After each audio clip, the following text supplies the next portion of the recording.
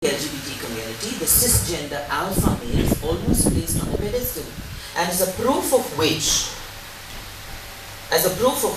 the LGBT journey that started with the scourge of HIV and AIDS and all the billions of dollars of funding that went into it, for decades we've had cisgender gay men in leadership positions and transgender people at best, not at worst, at best only occupying positions of junior management or working class, only involved forever in policy implementation, never policy formulation.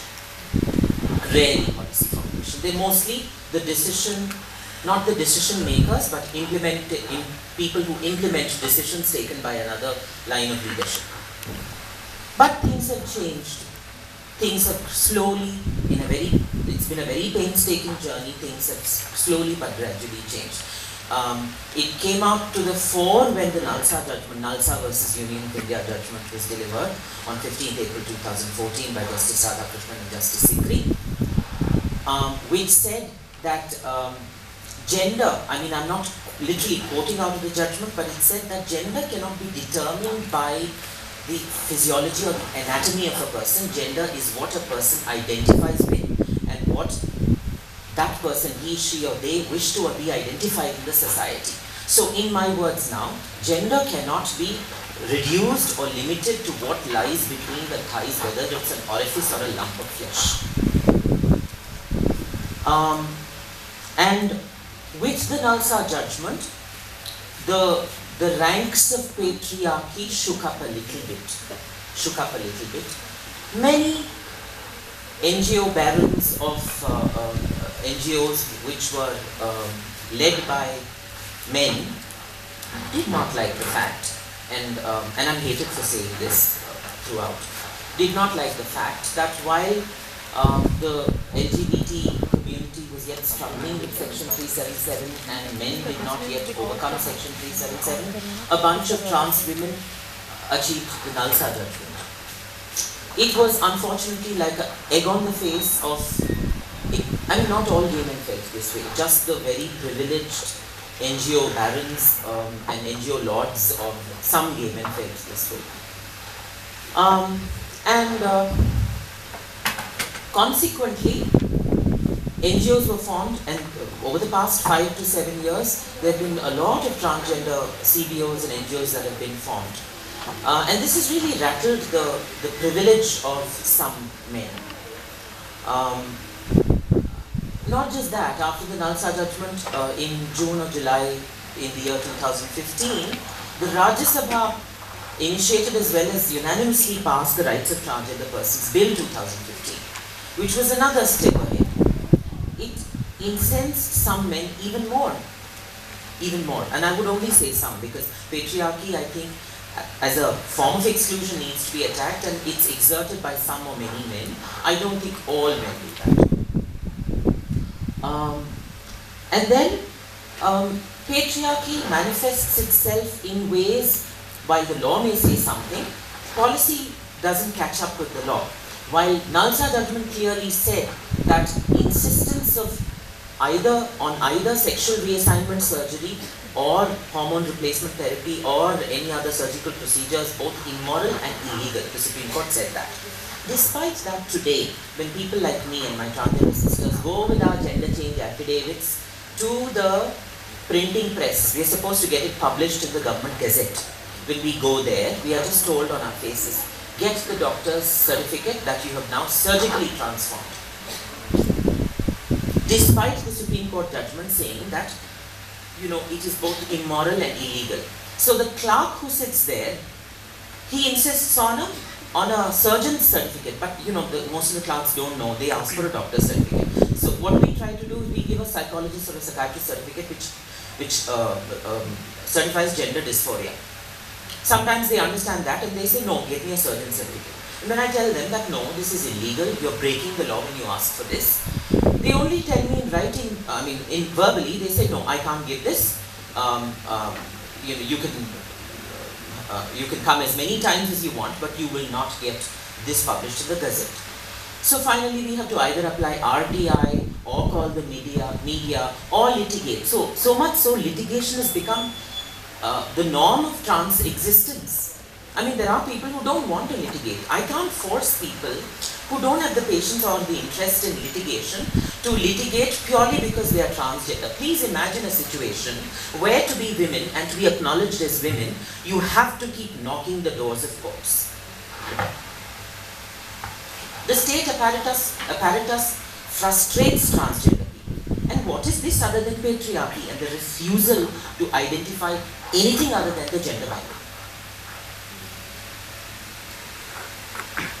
I don't remember, I'm not a lawyer nor am I a law student, but I keep reading about judgments, and there was this historic Mathura case which was a travesty of our constitution, which gave a very problematic definition of rape. From there in 1980, if we have come this far and got Vishakha judgment, Medha Kotwal Lele versus Union of India judgment, and 17 years from 96-97, if in 2013 we have a Prevention, Prohibition, Redressal of Sexual Harassment of Women at Workplace Act 2013, it's been a phenomenal journey for women and for our women's rights activists and our feminist friends. And today, if people like me are able to invoke sexual harassment at workplace, it's not entirely, it is because of the Nalsa judgment, not entirely because of the Nalsa judgment, because Nalsa judgment is just about 1.5 years old, nothing more than 2 years old. It's because of some brave lady who fought the Vishakha judgment. It is because of Professor Medha Kotwal Lele who filed a contempt petition in the Supreme Court. It is because unfortunately, it took 17 years for the Parliament to wake up and finally enact a statute. Now, I'm not able to remember the exact verbatim of the Vishakha judgment, but if and there are lawyers here like Kalpana ma'am, please correct me if I'm wrong.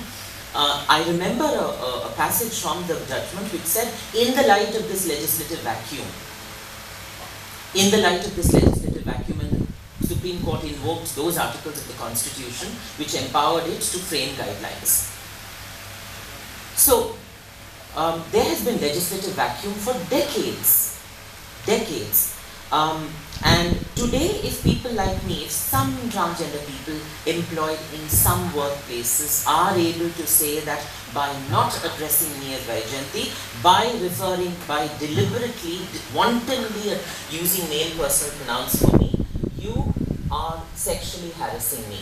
Not just that, it's just not, and there are corporations that have said, no, it's just a case of misgendering. It's just a case of misgendering. It's not sexual harassment. So, we have said that by refusing us to access either gender-neutral restrooms or restrooms meant for women, I never consistently insist on access to restrooms for women because not all women are themselves aware of trans existence. And sometimes women do feel threatened when a transgender person gets in. So many of us have insisted on access to gender-neutral restrooms, single-use gender-neutral restrooms. When the employer refuses that and sends the transgender person, doesn't physically send the transgender person, doesn't drag the transgender person to a male restroom, but there's no access to any other restroom and the transgender person goes to the male restroom because there is no other restroom available other than the male restroom. And it is not safe. There are transgender women who are in between the transition. They've taken hormone replacement therapy, their body fat distribution has changed, they have developed breasts. While they may not have undergone sexual reassignment surgery, I'm not saying all men do this, but there are definitely some men who grow. And to deliberately send them to male restrooms is to put them through sexual violence and sexual harassment.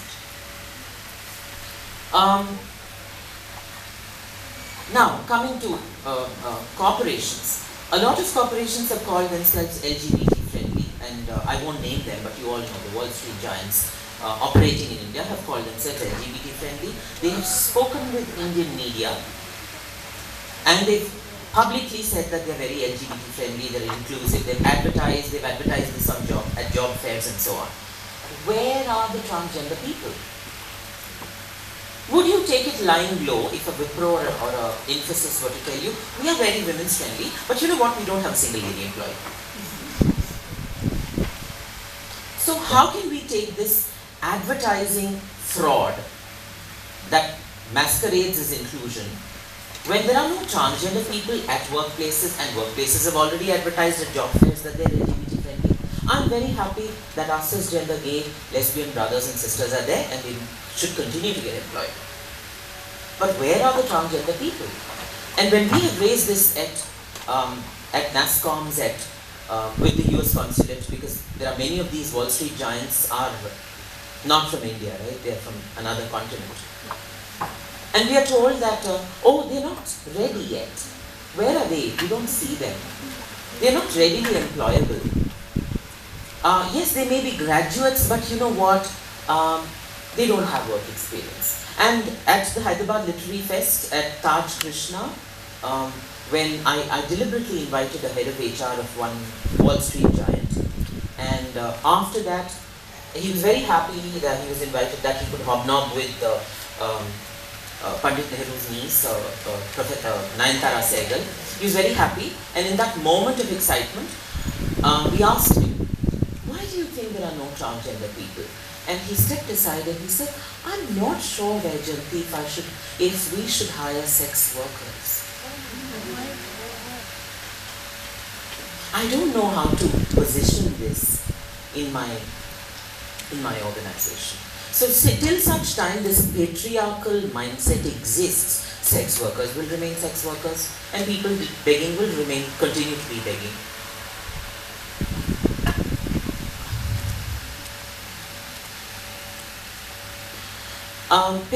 We've only spoken about patriarchy out of the transgender community. But I hope we also admit that women are themselves, on occasion, some women, not all, perhaps not all, perhaps some, perhaps many, it keeps fluctuating, are themselves vectors and carriers of patriarchy at times. And so are transgender people, we are not exceptions either. There are conflicts within the transgender community. There is a Haveli system and a Zaranapam system, a non-Haveli system. The Haveli system is very sexophobic, it is very puritanical. They live like Islamic nuns in a Haveli. It's almost like an Islamic convent. And they have this, the only difference is that they are a bunch of transgender women, but it's almost operating at times, I won't say all Havelis, nor will I say all of them, but at times it almost operates like a Kap Panchayat. They say only those who have been castrated or who've undergone SRS are transgender. All the others are imposters. When the law of the land clearly lays down that any insistence on either sexual reassignment surgery or hormone replacement therapy is both immoral and illegal. Because gender is constructed in the mind of a person, and that's how the person would want to be identified in the society. Whether there is an orifice or a lump of flesh, gender cannot be reduced to that. And within the transgender community, there's a language within the Hijra community. It's called the Hijra, the Koti language. Those transgender people who are not castrated are called Akwas, and those who are castrated are called Nirvan. So there's this conflict and a turf war that goes on within the transgender community, that I am a better, a more evolved transgender than you because I have undergone the procedure, you have not. People also need to understand that sexual reassignment surgery, a good sexual reassignment surgery, takes 3 lakhs. Are we trying to advance an argument that only those who can afford this kind of money can have any claim to a trans identity or their genderhood? And gender is part of a person's personhood.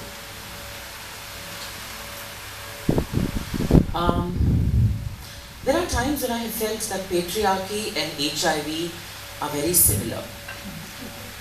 Over these 20 years, over these 20-25 years since HIV was discovered, there have been advancements in medicine, and antiretroviral therapy has improved. And each time antiretroviral therapy improved and a certain combination of antiretroviral drugs is administered to suppress the virus mutates. The virus virulently mutates, rapidly mutates and changes its form and gets the better of antiretroviral therapy.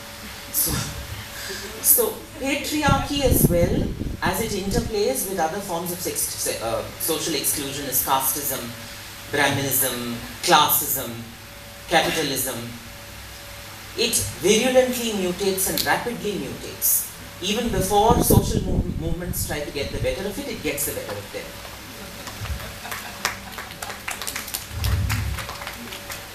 Now, countering public patriarchy. In schools, when children, with Lakshmi Tripathi, she's one of my transgender sisters. She has her own definite views, and I don't see eye to eye with it, and we are very respectful of that democratic dissent. She formed, along with the government of India, she formed the National Transgender Task Force to redraft the Rights of Transgender Persons Bill. And there was this question as we sat in Delhi at India Habitat Center, there was this question, how do we tackle patriarchy? How do we tackle this problem of giving transgender people and children who may grow up to be transgender a safe educational space? And then the bill had this word, transgender children. We found that extremely problematic. Because how do we know that the child will be transgender? That's so, you can't determine that at 6 or 8, even if the child is expressing his or her or their gender identity in certain ways, because the child may grow up to be a cisgender gay man. You can't be sure that the child will grow up to be a trans woman. And we don't want to label the child and limit the child's options. So we changed that to gender deviant, gender non-conforming children. And while many of us, this happened to me, and I won't get into the details of that, but I and many of my transgender sisters have been survivors of sexual violence in school. But when I went to school in the 90s, ragging was not criminalized. There were no statutes or Supreme Court judgments or High Court judgments. And in fact, in the 90s when the debate began, it was Pon Navarasu, the child of an Annamalai University Vice Chancellor, who was brutally lynched to death, that led to criminalization of ragging, first in the state of Tamil Nadu in 1997. But it took another 4 years for the Supreme Court, for a PIL and a judgment to come from the Supreme Court for it to be criminalized pan-India. Now during this intervening period, many children were ragged, many children were lynched to death, some came out, some never came out. And among these children were gender non-conforming children who may have grown up to be transgender children. So,